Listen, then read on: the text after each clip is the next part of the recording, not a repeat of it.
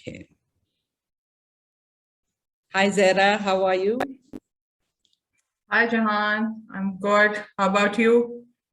I'm fine. Thank you for taking the time to do this. We really were interested in getting your story out there, your journey with KE, because this is a different kind of area for women to be in the energy and power sector.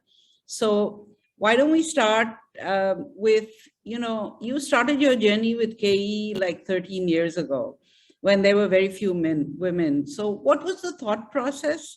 Why did you make that move? And why did KE start looking at inclusivity as an area?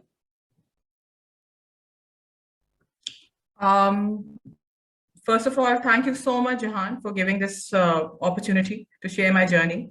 And I think this platform which you have created has given opportunities to so many women to showcase their journey. So kudos to you to create this platform so that the stories can come out.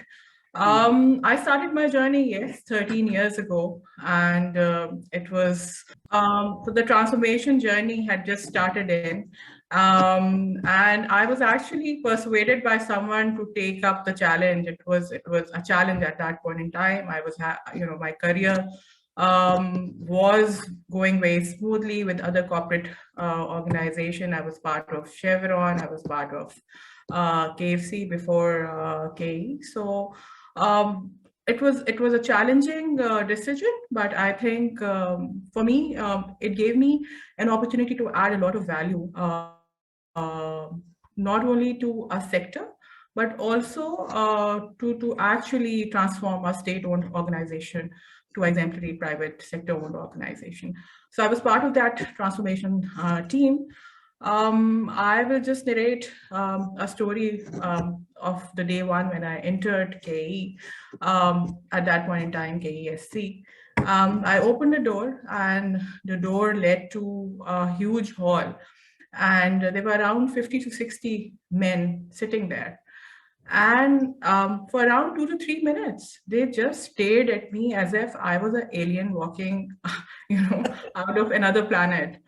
So yeah, that was the situation. And I think for around 3 to 4 years, I was the only woman in the management cadre. So it was a lonely journey, but I was given a lot of support by the senior management.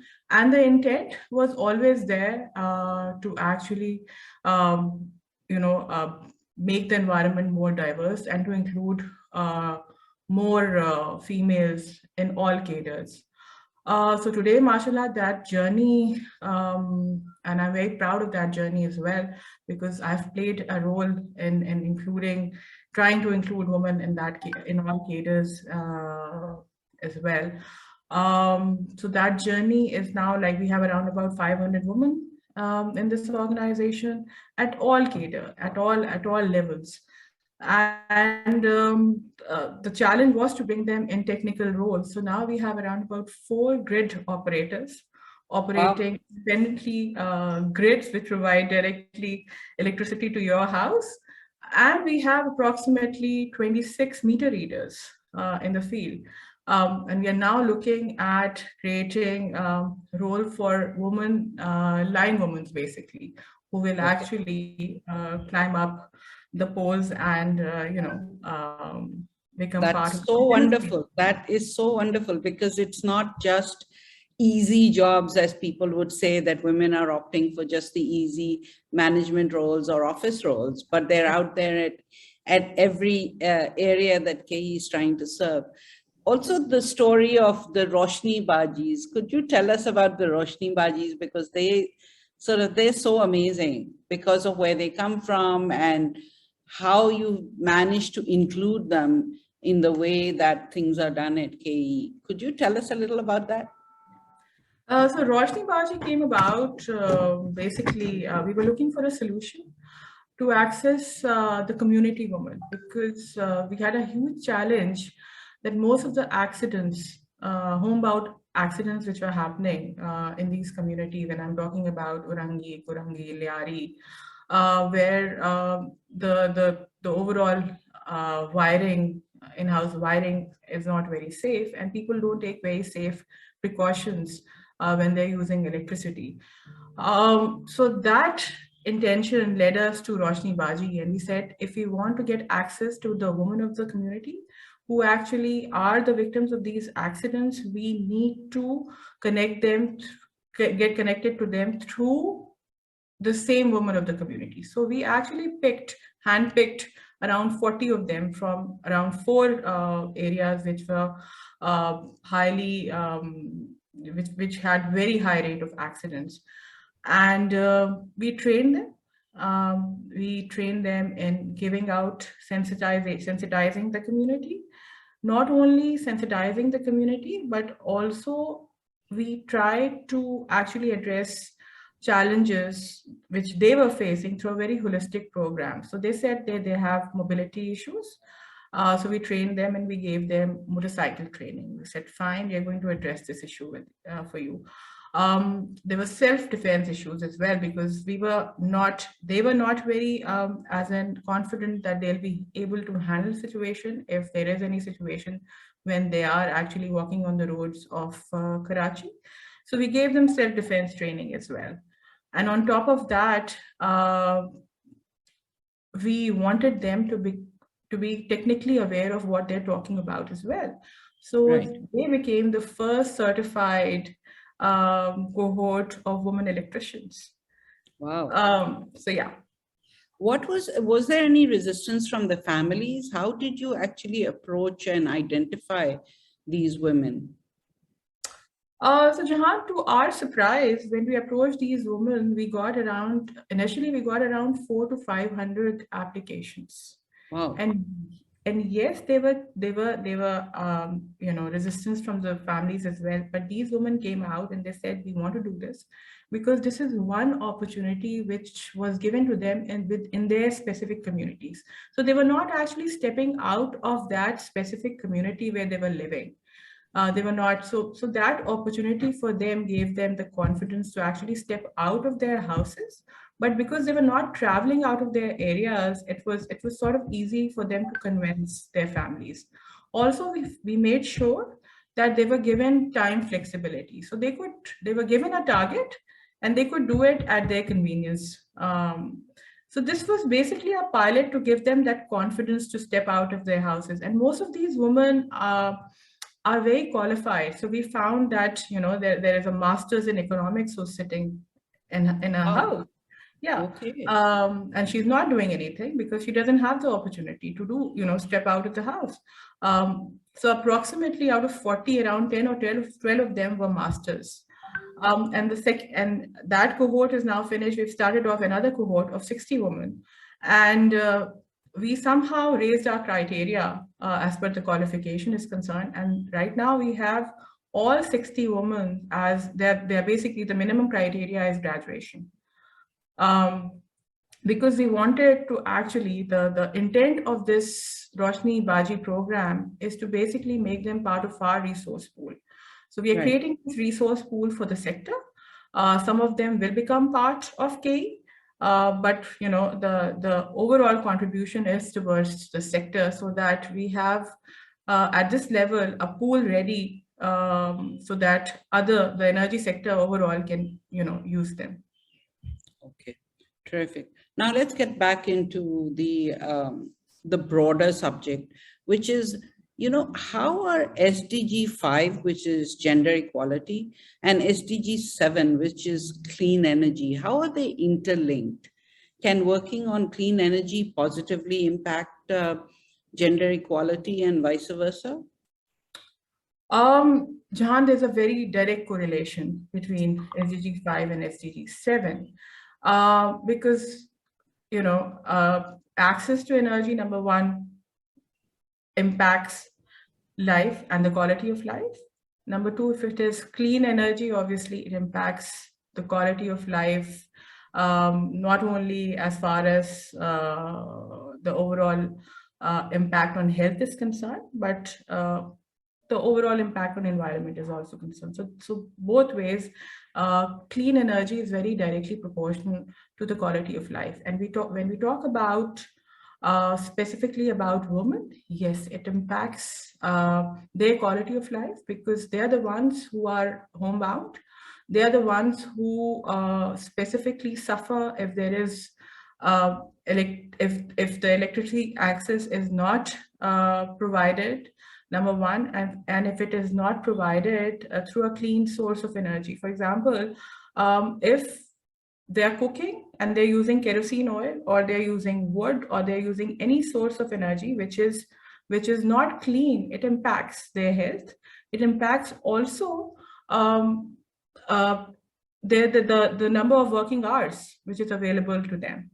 So yeah, both ways. And we've seen that wherever we have introduced clean energy options, it is the women of the communities which actually not only maintain the clean energy provision which is provided to them, but they also actually do play a very active role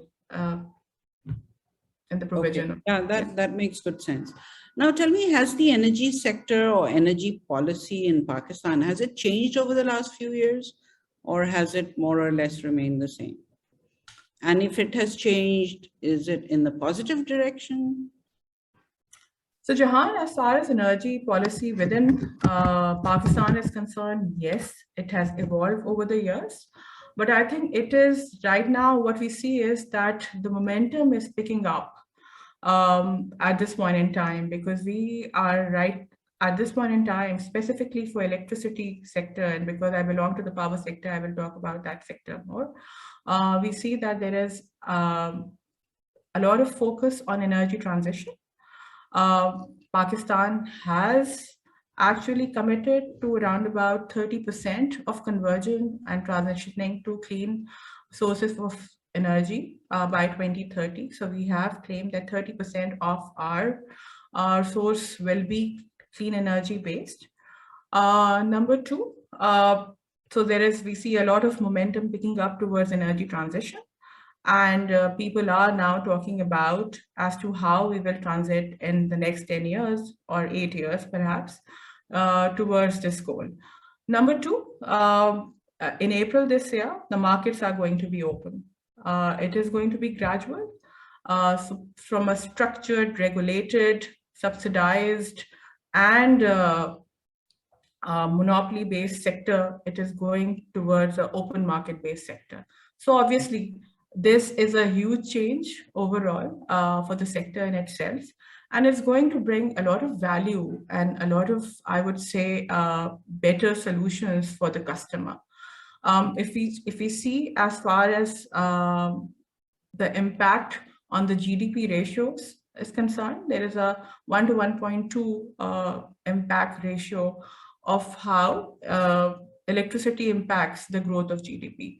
So right now, as per NEPRA's industry report is concerned, Karachi experiences a growth of approximately 3% every year. And as far as the industrial growth is concerned, it's around about 11% every year. So in order to actually meet these growth numbers, this momentum is going to help not only in the economic development of this city, where KE has played a huge role in actually bringing in this momentum, but also and overall nationwide, this momentum is going to pick up by opening up of the markets.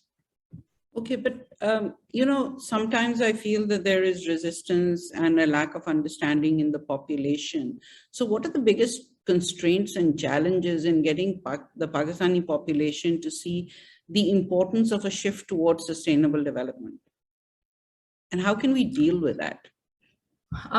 Jahan, yes. I think this is not just, I think, specific to Pakistan, but worldwide as well. It takes, it is a journey. And if we go through that journey, we've seen transitions. We've seen that people do understand that sustainable development is the only way forward. For example, I'll give you an example of what we actually experienced. So Karachi had a loss percentage of 40%. So for example, our high loss percentage of was around about, we were in 40% losses when we took over KE. And these were like basically losses in underprivileged areas, which were mostly connected through hook and illegal connections. So we had two options, either to actually disconnect through force, or to go to them and to create partnerships and to talk to them that, if you convert to legal connections, the impact on your lives is going to be huge, because you're not only going to get uninterrupted electricity, but it's going to be the quality of electricity is also going to improvise, because we were investing in the network of those areas. We were actually putting in overall as in infrastructures a base investment in these areas. So it was basically to sit with them to convince them that if you volunteer to convert, this is going to be the sustainable advantage. And now, mashallah, today, we are sitting at a loss ratio of 16%. So there is this journey from 40% to 16%. And this is all based on community-based partnerships, and their understanding that how sustainable development and sustainable solution will work for them. And I would give a lot of credit to the women of the community who actually sat with us and understood that, we made sure that they become part of the decision-making process as well. And, so going forward, I think if you include both genders in the decision-making, and you make them understand that this eventually is going to bring positive, it's a win-win situation for both, then we do see that there is a transition, but it's a journey. It is a journey. And I think all of us will have to go through that journey. And do you see young people getting involved? Young people? Yeah. Younger people, are they getting involved? Do they understand the concept of sustainable change, a sustainable development much better than those of previous generations, perhaps? Jahan, I think the momentum which we see right now, especially towards clean energy solutions, towards sustainable solutions, towards so this is the demand of the Generation Z, which is actually taking this forward. They specifically want to know what is the source of energy, how it is going to impact them, why are we, so I was having a discussion recently with a group of Generation Z, and they were like, why are we not exploring more greener solutions? Why are we not exploring, more radical solutions towards energy transition? So yes, we do see that the momentum is going to pick up, and it is going to pick up because of the younger generation. We have, just to add to this, we have just launched earlier this month our innovation challenge, which is based on 7-Eleven.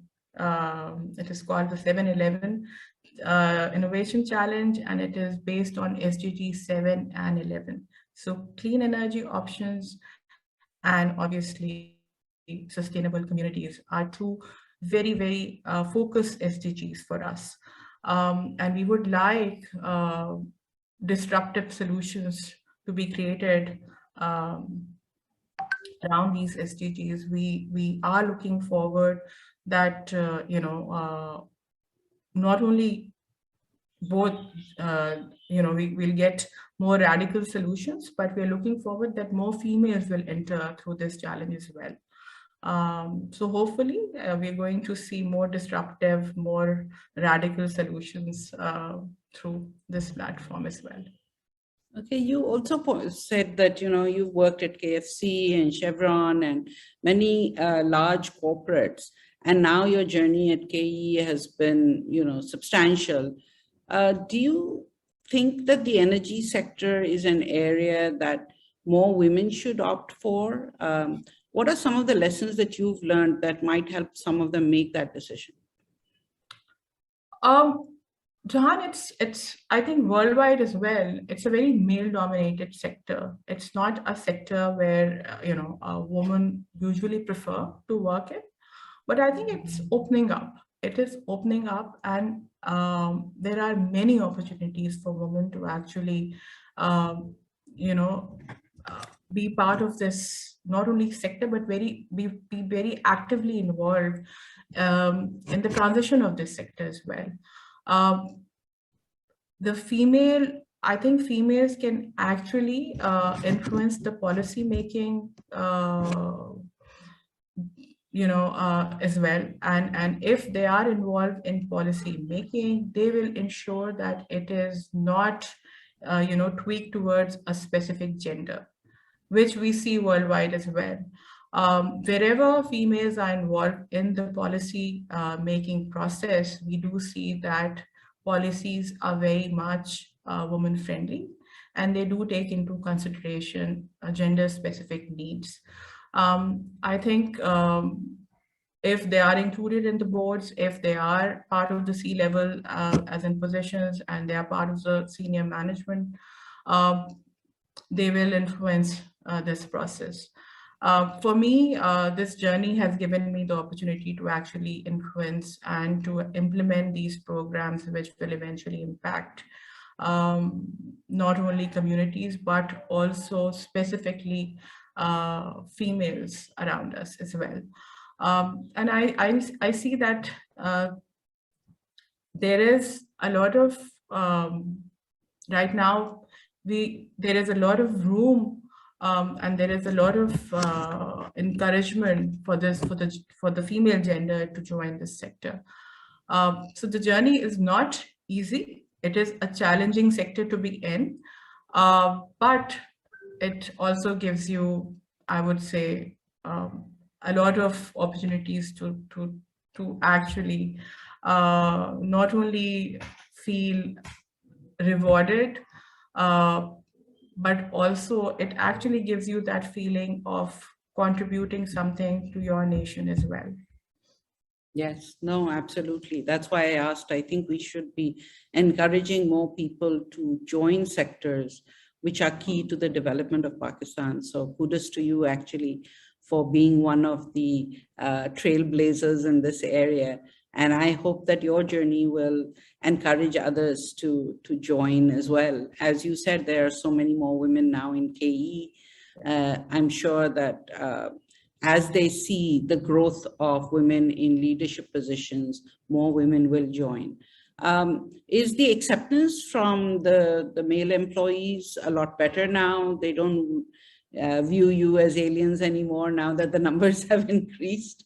I think women do get the respect if they're doing the work that they've taken on and they're doing it well.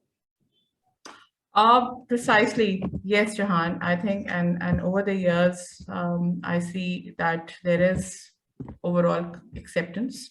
There is a lot of respect as well, and I think the acceptance overall at all cadres. I'm not talking about that we're just in the management cadre. There is acceptance. There is acceptance at all levels and at all cadres. So this is important that it should not be limited to a specific position, or should not be limited to a specific department.